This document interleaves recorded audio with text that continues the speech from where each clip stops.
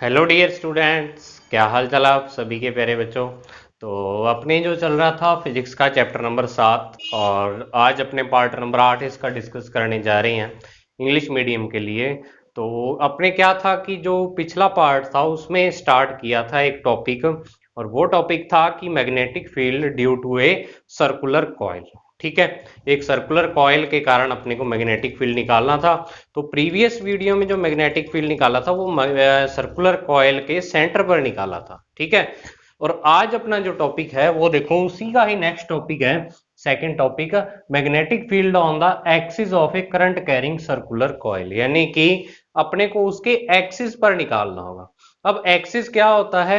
Axis मैंने आपको बताया था कि मैग्नेटिक कॉइल का जो एक्सिस होता है वो होता है उसके सेंटर पॉइंट से जाने वाली जो लाइन होती है उसको अपने क्या बोल देते हैं, उसका एक्सिस बोल देते हैं। ठीक है, तो अपने क्या है, एक डायग्राम मैंने यहाँ पे बनाया हुआ है। पहले इस डायग्राम को समझो भी इसमें है क्या। तो देखो आपके पास एक सर्कुलर कॉइल है, ये वाली, ये सर्कुलर कॉइल है। और ये पता है रखी कैसे हुई है, इसको देख लो, क्योंकि ये तो बोर्ड तो आपका 2D में है। ठीक है, और ये 3D में डायग्राम है। तो देखो ऐसे ये एक सर्कुलर कॉइल की तरह है, तो इसको ऐसे रख रखा आपने। ठीक है, और ऐसे इसका क्या है, एक्सिस है जो इसके अंदर से क्या हो रहा है, पास आउट हो रहा है। तो अब इसके एक्सिस पर यहां आगे जाके एक पी पॉइंट है जो इसके सेंटर से पास आउट हो रहा है। ठीक है, तो इसके सेंटर से, सेंटर इसका हुआ है तो उससे एक्स डिस्टेंस पे एक पी पॉइंट है। उस पी पॉइंट पे अपने को क्या करना है, मैग्नेटिक फील्ड की वैल्यू निकालनी है। तो मैग्नेटिक फील्ड की जो इसमें वैल्यू निकलेगी वो एक नए तरीके से निकलेगी। ठीक है, लगेगा क्या, बायो सावर्ट लॉ ही। और बायो सावर्ट लॉ क्या था, according to Biot Savart law, तो देखो डी बी जो होता है, बायो सावर्ट लॉ कहता है कि वो mu not upon 4 pi I D L sine theta और अपॉन में आर स्क्वेयर के इक्वल होता है। ये फॉर्मूला होता है कि इसका बायो सावर्ट का लॉ अपने को कहता है। अब बायो सावर्ट का लॉ अपने मैग्नेटिक सर्कुलर कॉइल पर लगाते हैं, क्योंकि कॉइल एक क्या होती है, वायर सी बनी हुई होती है। ठीक है, तो इस कॉइल पर अपने को लगाना है। और एक चीज और आप ध्यान रख लो कि जो यहाँ पे ये वाली चीज खुली छोड़ रखी है मैंने, तो ये खुली नहीं छोड़ी हुई, क्योंकि देखो कॉइल आपकी क्या है कि या तो आपको देखो कोई भी कॉइल, अगर मान लो कॉइल को मैं ऐसे स्प्रिंग के थ्रू शो करूं तो इसके दो एंड्स होंगे, और इन दो एंड्स के बिटवीन ही अगर आपको मान लो बैटरी लगानी हो तो ये बैटरी लगाते हो आप। ठीक है, तो ये दो एंड्स ही हैं उसके, यानी एक से करंट आपका एंटर हो रहा है, मान लो यहाँ है तो यहाँ इस एंड से करंट एंटर होगा और यहाँ से क्या होगा, बाहर निकलेगा करंट। तो वही चीज है कि ऐसी कॉइल को मैंने यहाँ पे शो कर रखा है। वैसे यहाँ पे मैंने ये ले रखा है कि यहाँ पे डायग्राम में अपने को इसको सही दिखाने के लिए कि जो इसमें नंबर ऑफ टर्न्स हैं वो नंबर ऑफ टर्न्स एक ही ले रखा है। ठीक है, एक ही टर्न ले रखा है कॉइल में। तो अब अपने को क्या है कि अपने को इस कॉइल के कारण पी पॉइंट पे क्या करना होगा, मैग्नेटिक फील्ड की वैल्यू निकालनी होगी बच्चों।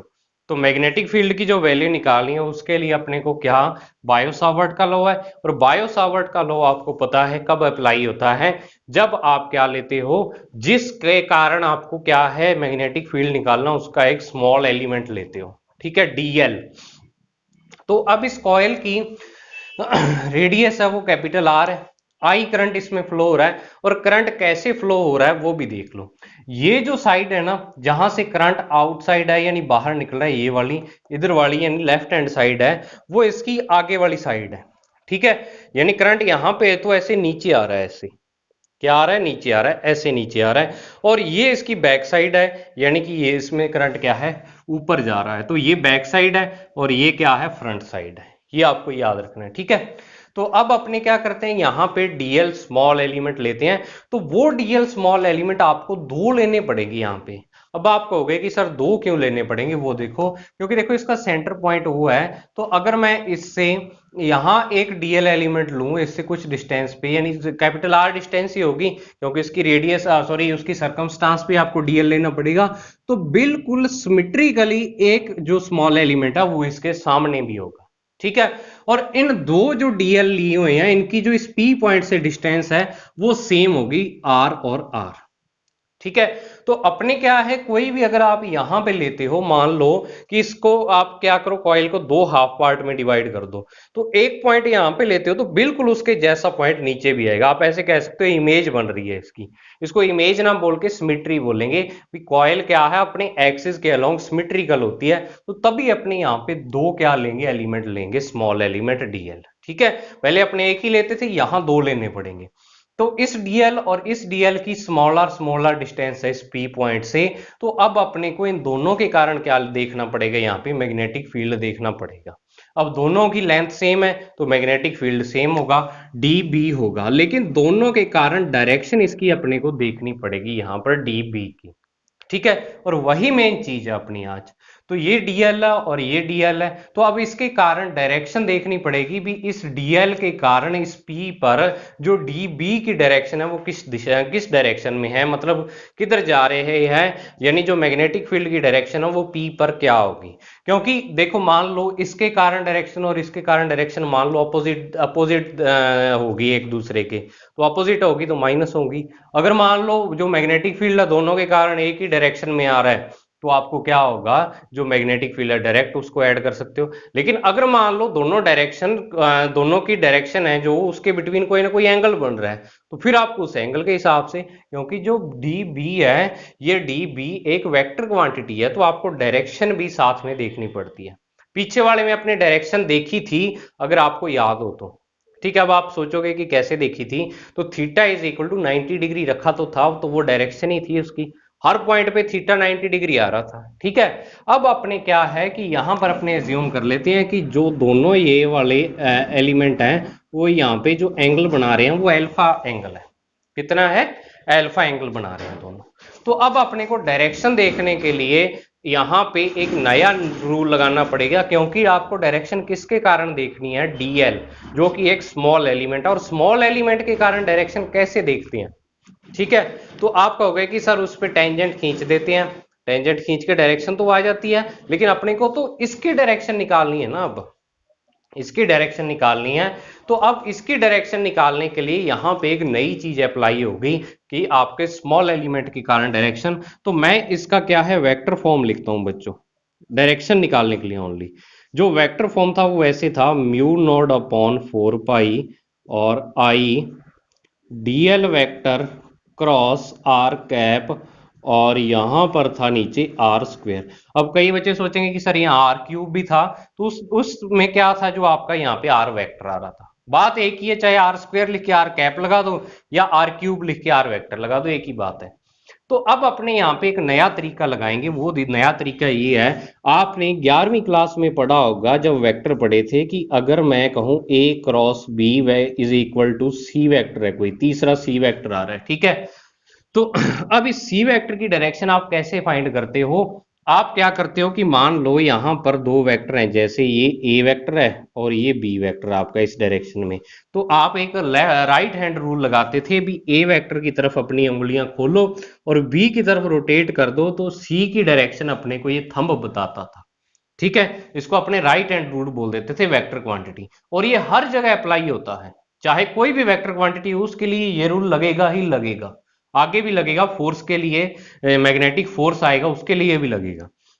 तो अब अगर बी क्रॉस से करना होता था तो डायरेक्शन अंदर की ओर आती थी, यानी बी क्रॉस ए करते थे तो यहाँ माइनस सी वेक्टर आता था। ये वही चीज है कि जैसे आप आई कैप क्रॉस जे कैप करते थे तो वो के कैप के इक्वल आता था। तो आई कैप तो क्या होता था, एक्स एक्सिस की डायरेक्शन में, जे कैप वाई की, और ये होता था जेड कैप, यानी जेड के कैप क्या होता था, जेड डायरेक्शन में। मतलब दो के क्रॉस प्रोडक्ट से तीसरे की जो डायरेक्शन आती है वो उन दोनों के क्या होती है, परपेंडिकुलर आती है। इतनी बात समझ आई। ठीक है, ये टॉपिक देखो, अगर आप बच्चों को अजीब लग रहा है तो ये टॉपिक है ही ऐसा, लेकिन मैं अपनी तरफ से तभी क्या है कि इसको थोड़ा स्लो करवा रहा हूं, अब तक मैं बोल ही रहा हूं, मैंने कुछ करवाया नहीं है, क्योंकि इसके डेरिवेशन से ज्यादा इंपॉर्टेंट है इसको समझना। डेरिवेशन इसका इतना ज्यादा बड़ा नहीं है जितना इसको समझना है। ठीक है, तो अब डायरेक्शन निकालने के लिए आपको क्या करना पड़ेगा कि डीएल वेक्टर की तरफ अपनी उंगलियों को रखो और आर वेक्टर की तरफ, या आर कैप क्या है, आर वेक्टर की डायरेक्शन में यूनिट वेक्टर, और इसकी डायरेक्शन जो होती है वो आर वेक्टर की डायरेक्शन होती है। ठीक है, तो अब डीएल वेक्टर की डायरेक्शन आपको यहां पे देखनी पड़ेगी, आर वेक्टर की डायरेक्शन आपके पास ये है ही, तो डीएल की तरफ उंगलियां रख के आर की तरफ मोड़ दो, तो जो आपका अंगूठा आएगा, थंब आएगा, वो किसको बताएगा, जो आपका बी वेक्टर है, डी बी वेक्टर है, उसको बताएगा। ठीक है, तो अब उसके लिए मैंने क्या है कि आपकी सुविधा के लिए एक मॉडल बना रखा है यहां पर। वैसे पूरा 100% सही तो नहीं बना, लेकिन आपको समझ आ जाएगा। ठीक है, ऐसे करके आप इसको देख लो, मैंने 3 पेन लगा दिए सिर्फ डायरेक्शन को समझाने के लिए। तो अब देखो डायरेक्शन को समझते हैं इससे। देखो क्या, ये आपकी कॉइल है ऐसे एक, ठीक है, मैंने कड़ा ले रखा है, कॉइल है, और ये कॉइल का एक्सिस है, ये ब्लैक कलर वाला, समझ आई। और यहाँ पे पी पॉइंट है, इस पे आपको क्या करना है, डायरेक्शन निकालनी है। तो अब देखो आप यहां पर अगर मैं बात करता हूं, इस कॉइल के कंपैरिजन करता हूं, तो ये कॉइल का आगे वाला पार्ट है, यानी इसमें करंट ऐसे आ रहा है और पीछे से ऐसे जा रहा है, ऐसे आ रहा है और ऐसे जा रहा है, मतलब कि यहां पे जो करंट की डायरेक्शन है वो क्या है, इस साइड में। तो अब आप क्या करोगे, आपको क्या है, डीएल वेक्टर होता है वो करंट की डायरेक्शन में ही लेते हैं अपने। तो अब इस पॉइंट पर, ऊपर वाले पॉइंट पर करंट की डायरेक्शन ये वाली आ रही है। ठीक है, ये वाली करंट की डायरेक्शन आ रही है, तो अब आपको इस डीएल वेक्टर की डायरेक्शन ये वाली होगी, क्योंकि आपने स्मॉल एलिमेंट इस कॉइल पे लिया हुआ है और आपका करंट ऐसे फ्लो हो रहा है, ऐसे ऐसे फ्लो हो रहा है, तो यहां पर करंट आपका इधर जा रहा है, तो यहां पे आप टेंजेंट खींचोगे तो वो इस डायरेक्शन में आएगी। तो यानी ये कैप वाली डायरेक्शन क्या है, डीएल वेक्टर की डायरेक्शन है, और आर वेक्टर आपका ये है। अब यहां पर ये है, देखो डीएल और आर के बिटवीन जो यहाँ पे एंगल बन रहा है वो 90 का ही बन रहा है, बस डायरेक्शन इसकी थोड़ी सी क्या होगी, वो डायरेक्शन आपकी आप कह सकते हो थोड़ी सी टेढ़ी होगी। वो टेढ़ी क्यों होगी, क्योंकि ये आर वेक्टर बिल्कुल ऐसे नहीं है अभी इसकी सीध में हो, ठीक है, थोड़ा सा यहाँ पे झुका हुआ है। तो अब क्या है कि आपको डीएल वेक्टर की तरफ उंगलियां अपनी ऐसे रखनी है, और उनको ऐसे रखना है कि वो आर वेक्टर की तरफ मुड़ जाएं। अब उंगलियां अगर आप ऐसे रखते हो और ऐसे मोड़ते हो तो आर वेक्टर तो इधर रह गया, तो अब आपको ऑटोमेटिक से ऐसे रखनी पड़ेगी, और इसको क्या करना पड़ेगा, आर वेक्टर की तरफ मोड़ना पड़ेगा, तो नीचे की साइड डायरेक्शन आएगी। ठीक है, नीचे की साइड आएगी, और क्या होगी, इन दोनों से जो प्लेन बन रहा है, ये क्या है, आर वेक्टर है, ये डीएल वेक्टर है, ऐसे प्लेन बन रहा है, इसके क्या होगी, बिल्कुल परपेंडिकुलर डायरेक्शन होगी। ठीक है, परपेंडिकुलर होगी, नीचे की तरफ होगी। तो अब देखो क्या है, आपको जो डायरेक्शन लेनी पड़ेगी बच्चों, वो ऐसे लेनी पड़ेगी, मैं यहाँ पे दिखा देता हूं, क्योंकि देखो यहाँ 2D में बात अलग है और उधर 3D में अलग है। अब वैसे तो क्या है कि अगर ये दोनों ऐसे होते, मान लो आर वेक्टर ऐसे होता, फिर आप परपेंडिकुलर डायरेक्शन बिल्कुल 90 डिग्री पे लेते, मतलब नीचे की तरफ लेते, तो ऐसे 90 पर ले लेते। ठीक है, लेकिन अब आपको जो डी बी है वो थोड़ा सा टेढ़ा लेना पड़ेगा, ड्यू टू आर वेक्टर, क्योंकि आर वेक्टर आपका अल्फा एंगल पर है। ठीक है, तो जो आपका क्या है यहाँ पे हॉरिजॉन्टल है, सॉरी ये वर्टिकल है, वर्टिकल के साथ थोड़ा सा यानी कि आपका ये एंगल बनाएगा। ठीक है, ये डी बी किसके कारण है, इस ऊपर वाले के कारण।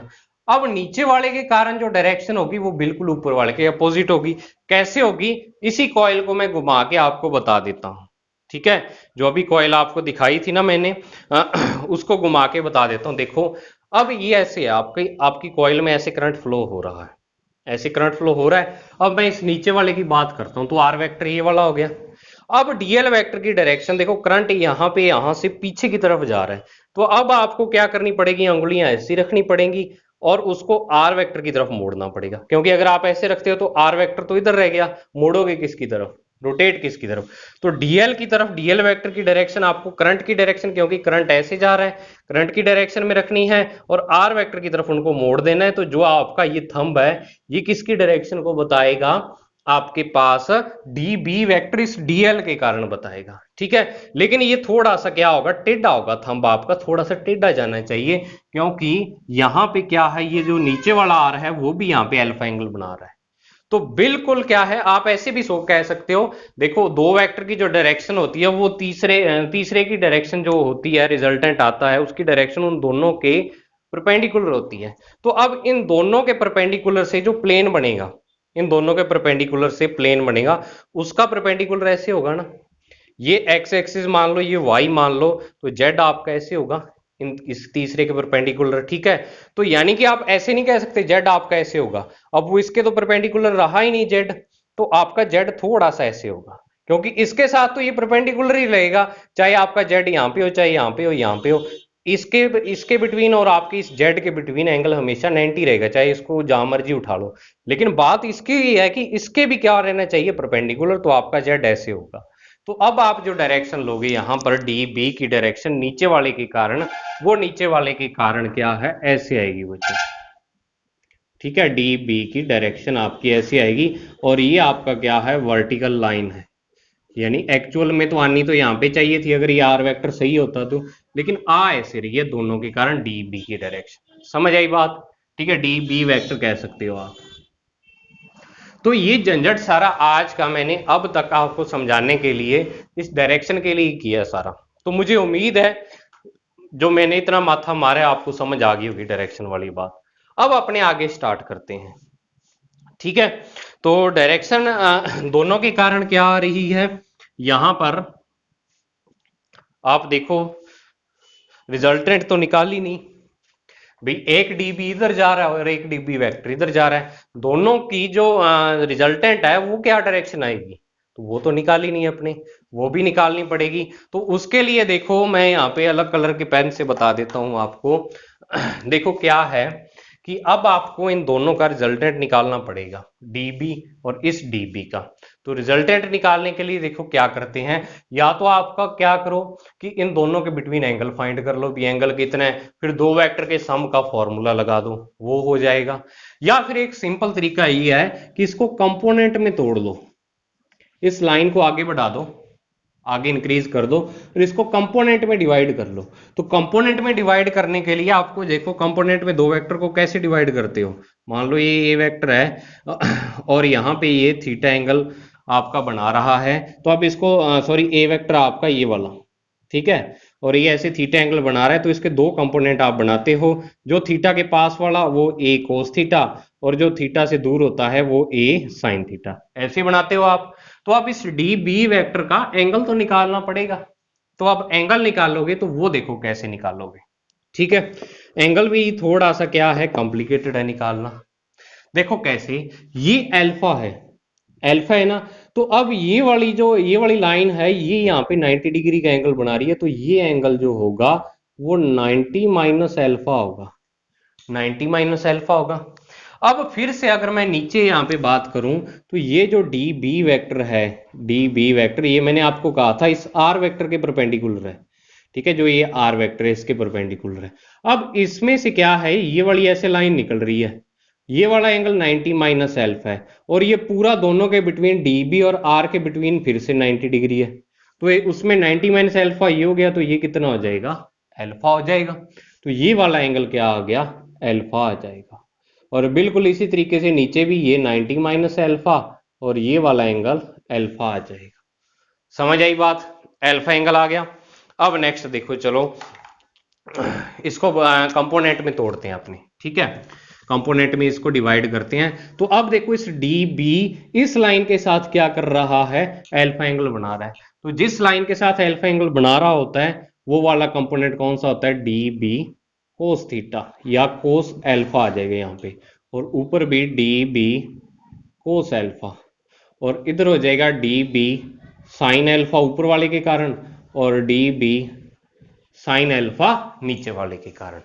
तो अब देखो डी बी कोस एल्फा वाले जो कंपोनेंट है वो एक दूसरे को क्या कर रहे हैं, कैंसिल कर रहे हैं, और डी बी साइन एल्फा वाले कंपोनेंट अपने को रिजल्टेंट डायरेक्शन दे रहे हैं, ठीक है। तो ऐसे ही क्या होगा कि जो ये कॉइल होगी, इस कॉइल पर आप क्या लेते जाओगे, डीएल लेते जाओगे। मान लो आप यहाँ पे लिया, फिर यहाँ पे लेगे डीएल, तो बिल्कुल उसके सामने वाला एक डीएल और आ जाएगा, यहाँ पे लोगे तो उसके सामने। वैसे डीएल के क्या बनेंगे, इसमें पेयर्स बनेंगे, और हर एक पेयर में कोस एल्फा वाले जो कंपोनेंट है वो कैंसिल आउट होते जाएंगे, और सारों के साइन एल्फा वाले कंपोनेंट अपने को रिजल्टेंट डायरेक्शन देंगे। समझ आई बात। तो अपने जो यहाँ पे लिखेंगे वो थ्योरी, वैसे आपको मैं जब करवाऊंगा तब लिखवा दूंगा, थ्योरी में आपको लिखा हुआ मिलेगा, तो मैं यहाँ पे डायरेक्ट लिख रहा हूं कि जो यहाँ पे रिजल्टेंट या टोटल मैग्नेटिक फील्ड आएगा, टोटल मैग्नेटिक फील्ड, ठीक है, वो आएगा आपका बी। आप कह सकते हो कि sir d B sine alpha आएगा यहां पर, ठीक है। क्या आएगा? डी बी साइन एल्फा आ जाएगा बच्चों आपके पास। इतनी बात तो आपके समझ में आ गई। अब नेक्स्ट क्या है? नेक्स्ट एक चीज और है यहाँ पे कि अगर मैं इस इक्वेशन फर्स्ट की बात करूं, इसको इक्वेशन सेकंड दे दो, तो यहां पर इक्वेशन फर्स्ट में जो आपके पास साइन थीटा है इसकी वैल्यू 1 है। 1 क्यों है? क्योंकि डीएल वेक्टर और आर वेक्टर दोनों एक दूसरे के परपेंडिकुलर हैं। डीएल और आर के बिटवीन ही तो एंगल होता है जो थीटा होता है, ठीक है। तो वो आपका देखो, अगर मैं दोबारा से मॉडल की फॉर्म में दिखाऊं तो ये इस टाइप से, और ये डीएल वेक्टर है और ये आर वेक्टर है, तो इन दोनों के बिटवीन जो एंगल बन रहा है ये वाला, ये 90 रहेगा हमेशा, ठीक है, 90 रहेगा।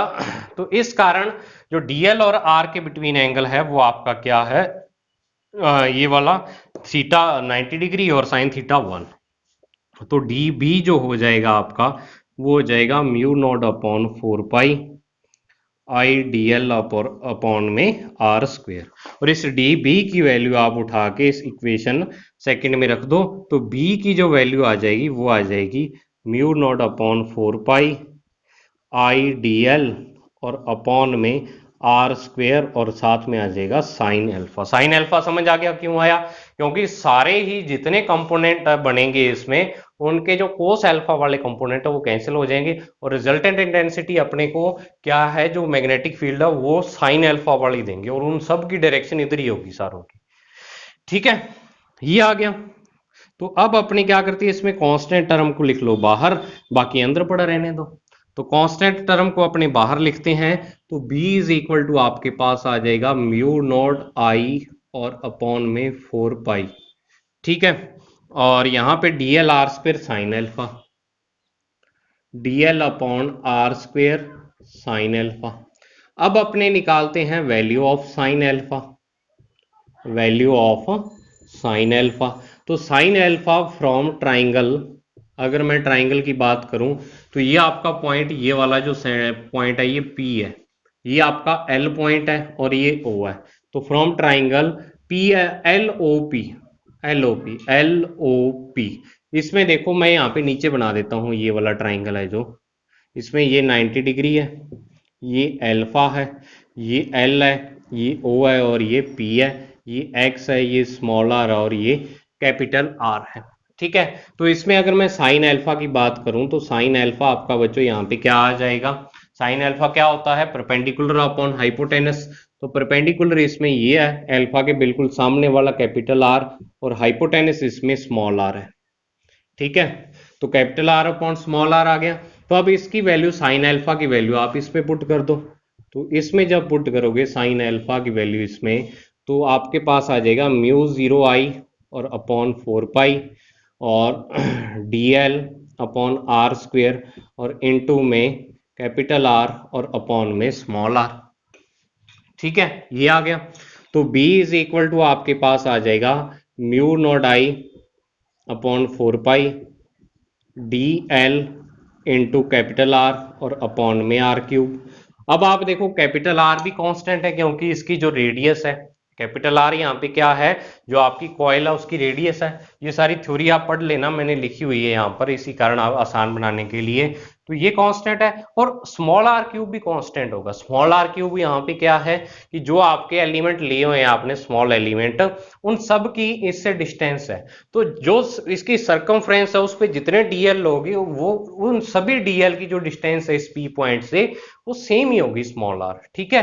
तो इस कारण यहाँ पे क्या है, ये दोनों भी कांस्टेंट हैं, तो ये दोनों भी बाहर आ जाएंगे, म्यू नॉट आई आर और अपॉन में 4 पाई आर क्यूब, ठीक है। और ब्रैकेट में रह गए यहाँ पर डीएल, और डीएल आपने जितने स्मॉल एलिमेंट लिए हैं, ये जो आपके पास कॉइल है उसकी सरकमफ्रेंस पे है पॉइंट, तो इन सब का जो सम हो जाएगा वो 2 पाई आर के इक्वल आएगा, ठीक है। तो वो आएगा म्यू नॉट आई आर और अपॉन में 4 पाई स्मॉल आर क्यूब और इनटू में 2 पाई r, ये आ गया। तो आप देखो कैंसिल आउट कैसे हो रहे हैं, ये 2 से पाई से पाई कैंसिल, तो b की वैल्यू जो आ गई वो आ गई म्यू नॉट आई आर स्क्वेयर और अपॉन में यही आ रहा है 2r क्यूब, 2r क्यूब। ठीक है। अब आप देखो कि इस ट्राइंगल से दोबारा अगर मैं इस आर की वैल्यू देखूं यहाँ पे, तो आप यहाँ पे ऐसे कह सकते हो, मैं यहाँ पे साइड में लिख रहा हूं इसको कि फ्रॉम ट्राइंगल, यही LOP है ये। तो अगर मैं बात करूं आर स्क्वेयर की, तो आप कह सकते हो कि capital r square plus x square के वैल्यू इक्वल है इसकी, क्योंकि ये hypotenuse square is equal to base square plus perpendicular square, जो पाइथागोरस थ्योरम होती है वो होती है। अब अगर मैं आर की वैल्यू निकालूं तो इसको मैं लिख सकता हूं under root r square plus x square. मुझे आर क्यूब की वैल्यू निकालनी है, ठीक है, आर क्यूब की वैल्यू निकालनी है। तो अब आर क्यूब के लिए पहले आर की चाहिए, फिर उसका क्यूब करेंगे। तो इस आर को मैं देखो थोड़ा सा मॉडिफाइड फॉर्म में लिख रहा हूं, r square plus x square की पावर 1/2, क्योंकि जो रूट होता है उसको 1/2 लिख सकते हैं। अब आप आर क्यूब निकाल लो यहां से, तो वो आ जाएगा r square plus x square की पावर 3/2। ठीक है, ये आ जाएगा और इसकी वैल्यू आप यहाँ पे पुट कर दो, तो b की जो वैल्यू आ जाएगी म्यू नॉट आई और आर स्क्वेयर और अपॉन में 2 r square plus x square की पावर 3/2। और अगर यहाँ पे मैं एक यहाँ पे स्पेशल केस लिख दूं कि if coil have n turns, coil have n turns, यानी कि कॉइल में n टर्न है, तो जो b की वैल्यू आ जाएगी वो आएगी mu naught n I r square upon में 2 r square plus x square की पावर 3/2। ये क्या आ गया, मैग्नेटिक फील्ड का formula on the axis of a coil. ठीक है, तो इसको देख लो आप। मैंने अपनी तरफ से बच्चों बहुत ही यानी कि डिटेल से बताने की ट्राई किया हर एक एक चीज, और मुझे उम्मीद है कि आपको समझ आ गई होगी इतनी चीज जो मैंने समझाई है। तो इसको उतार लो, फिर अपने नेक्स्ट करते हैं जो इसके स्पेशल केसेस हैं। ठीक है, स्पेशल केसेस अभी डिस्कस करते हैं अपने, तो इसका स्क्रीनशॉट ले लो आप। अब नेक्स्ट देखो बच्चों, जो आपके पास है कि magnetic field at the centre of the coil, यानी कॉइल के सेंटर पर मैग्नेटिक फील्ड आपको निकालना है। तो सेंटर के लिए आप देखो कि जो यहाँ पे मैंने ऐसे कॉइल बनाई थी, तो यहाँ पे P पॉइंट लिया था, इसके सेंटर से X डिस्टेंस पे था। तो अब इस P पॉइंट को उठा के यहाँ वो सेंटर पर ही ले आता हूँ मैं, तो ये X डिस्टेंस क्या हो जाएगी, 0 हो जाएगी। तो आप कहोगे कि इन दिस कंडीशन जो आपका x है वो 0 हो जाएगा, और b की जो वैल्यू होगी वो mu naught n I r square और अपॉन में 2 r square plus x square की पावर 3/2 थी, 3/2 थी, तो x तो 0 ही हो गया और इसकी पावर 3/2 होगी। तो अब आर स्क्वेयर की पावर 3/2, तो पावर की जब पावर होती है तो वो दोनों मल्टीप्लाई में आ जाती हैं। तो जब 2 की पावर को 2 को 3/2 से मल्टीप्लाई करोगे तो ये 3 बचेगा। तो b आपके पास बचेगा mu naught n I r square और अपॉन में 2r क्यूब। ठीक है, और इस r स्क्वेयर से r क्यूब कैंसिल, तो ये आ गया म्यू नॉट n आई और अपॉन में 2r। ये मैग्नेटिक फील्ड है कॉइल के सेंटर पर, और यही फॉर्मूला आपने प्रीवियस वीडियो में निकाला था। समझ आई बात? ठीक है, तो इससे चेक हो गया भी अपना जो फॉर्मूला है वो सही है। अब नेक्स्ट है कि if point P is very far as compare to radius of coil, यानी कि जो आपका P पॉइंट है वो जो कॉइल की रेडियस हो उसके कंपैरिजन में बहुत दूर है। यानी कि आप ऐसे कह सकते हो कि अब x है जो आपका very very greater than r है। तो अगर मैं बात करूंगा यहाँ पर r square plus x square की, तो x बहुत बड़ी क्वांटिटी है और r बहुत छोटी क्वांटिटी है। तो बहुत बड़ी क्वांटिटी में बहुत छोटी क्वांटिटी ऐड करते हो तो वो बड़े के बराबर ही रहती है। तो बड़ा इसमें है x, तो एक्स स्क्वेयर की इक्वल ही रहेगी। ठीक है। तो r square plus x square, अब इसकी जगह क्या आ जाएगा, एक्स स्क्वेयर आ जाएगा। तो बी का जो फॉर्मूला आएगा वो बस थोड़ा सा चेंज हो जाएगा, mu naught N I r square, और यहाँ पे टू, यहाँ पर आर स्क्वेयर की वैल्यू तो जीरो और एक्स स्क्वेयर की पावर 3/2, तो ये हो जाएगा mu naught N I r square और अपॉन में 2x³ ये फॉर्मूला आ जाएगा। ठीक है। अब नेक्स्ट है जो थर्ड पॉइंट है, उसमें देखो क्या आएगा कि if the point P is at a distance r/2, यानी जो P डिस्टेंस है वो x is equal to r/2 distance पे है। If point P is at a distance r/2, जो P पॉइंट आपका r/2 डिस्टेंस पे है, तो इसका मतलब ये है कि जो x की वैल्यू है वो अब r/2 है। तो अब आपको जो B का फॉर्मूला है मैं यहाँ पे लिख भी देता हूँ, mu naught N I r square और अपॉन में 2 r square plus x square की पावर 3/2। इसमें आप क्या करो, x की जगह r/2 पुट कर दो।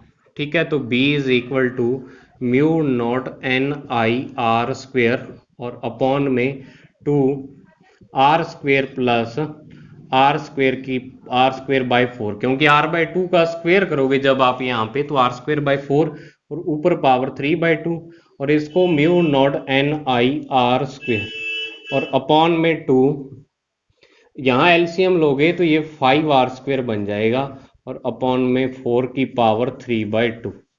ठीक है। अब इसको देखो कैसे सॉल्व करूंगा। वैसे इसमें यही चक्कर है कि 3/2 पावर को कैसे आप इसको साइड में कर सकते हो। तो देखो 3/2 पावर को कैसे सॉल्व करना है, तो mu naught N I r square, ये जो 3/2 पावर है सारों पर लग जाएगी, तो आप ऐसे कह सकते हो 5 की पावर 3/2 आर स्क्वेयर की पावर 3/2 और अपॉन में 4 की पावर 3/2, और ये 4 की पावर 3/2 ऊपर जाएगा, तो mu naught N I r square 4 की पावर 3/2 और अपॉन में 2 5 की पावर 3/2 और आर स्क्वेयर की पावर 3/2 ये आ जाएगा। अब मैं ना आपको यहां पर बीच में आपको क्या है कि इसको सॉल्व करके नहीं दिखाना भी 5 की पावर 3/2 को कैसे सॉल्व करेंगे या और इसकी डायरेक्ट वैल्यू लिखनी है। 4 की पावर 3/2 को कैसे सॉल्व करोगे, तो देखो 4 को मैं लिख सकता हूँ 2 की स्क्वेयर, और स्क्वेयर की आगे पावर 3/2 है तो मतलब दोनों मल्टीप्लाई में हो जाएंगे और ये दोनों कैंसिल, तो ये 2 की पावर 3 बनेगा 8। ठीक है। तो 4 की पावर 3/2 बन गया 8। अब बिल्कुल इसी तरीके से आर स्क्वेयर की पावर 3/2, तो 2 से 2 कैंसिल, तो ये बनेगा r³। अब बात आती है इसकी 5 की पावर 3/2, तो इसको मैं लिख सकता हूं 5 की पावर 1 + 1/2। ठीक है।